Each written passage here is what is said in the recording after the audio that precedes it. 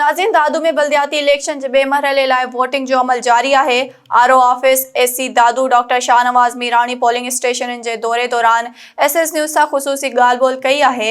Report करे रहियो आहे असांजो नुमाइंदो अकील लाखो। दादू में बल्दियाती इलेक्शन जो ॿियो मरहलो वोटिंग जो अमल जेको आहे सुबुह खां जारी आहे। हिन वक़्तु असां सां आरओ साहब मौजूदु आहिनि। पायलट हाई स्कूल जे पोलिंग स्टेशन वटि मौजूदु आहियूं, जिथे पीटीआई पीपल पार्टी में जहिड़े जा इतला मिली रहिया। आरओ साहब हिते असां सां मौजूदु आहिनि। असां सर सुबुह खां वठी जेको इलेक्शन हली रहियो आहे इन हवाले सां छा चवंदो? इतला मिली रहिया त हिते कुझु देरि अॻु में जेको आहे पीटीआई पीपल पार्टी जा कारकुन आम्हूं साम्हूं थिया, उन हवाले सां तव्हां छा चवंदो? पहिरियां सभु खां पहिरियों अलहमदिल्ला दादू तालके में इलेक्शन जो प्रोसेस ॾाढो स्मूथली ऐं ट्रांसपेरेंटली रहियो आहे ऐं माहौल बि ॾाढो अमन ऐं ख़ुशगवार ऐं ॾाढा असांजा प्रिज़ाइडिंग ऑफिसर ऐं अमलो बि ॾाढो सेटिस्फाइड आहे।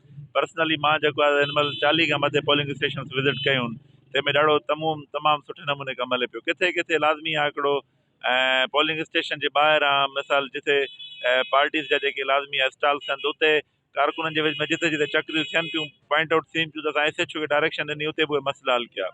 मां पायलट स्कूल आयो आहियां, त अलहमदिल्ला ॾाढो कमु सुठो पियो हले, वेरी पीसफुली ऐं वेरी ट्रांसपेरेंटली।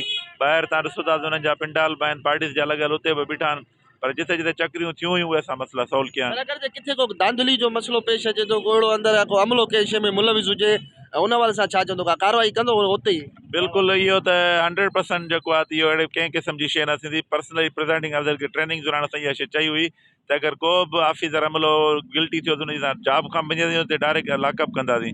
अगरि कंहिं कैंडिडेट तरफ़ां किथे बि गुंडागर्दी कई वई या इलेक्शन खे माना जेको आहे रोकियो वियो, त हुन कैंडिडेट खे बि असां डिस्क्वालीफाई कंदा। हिते कुझु देरि अॻु में ॿुधाइनि था पीपल पार्टी पीटीआई जा कारकुन आम्हूं साम्हूं थिया, तव्हां विज़िट कयो, छा उहो हक़ी थियो आहे या को अफ़वाहूं हलियूं? इहे जस्ट अफ़वाहूं। हुन सां महिल तव्हां पाण सां गॾु हुयो, प्रिज़ाइडिंग ऑफिसर वोटर्स जेके चीफ एजेंट हुआ पीटीआई पीपी जा, उहे अलहमदिल्ला ख़ुशगवार मूड में हो पिया, जहिड़ो कुझु मसइलो न आहे।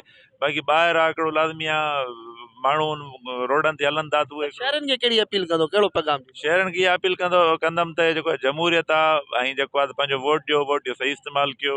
जिन माण्हुनि जेके माण्हू तव्हांजे लाइ कमु कनि था, त उन्हनि खे तव्हां जेको आहे बिल्कुलु आज़ादु तरीक़े सां चूंडियो।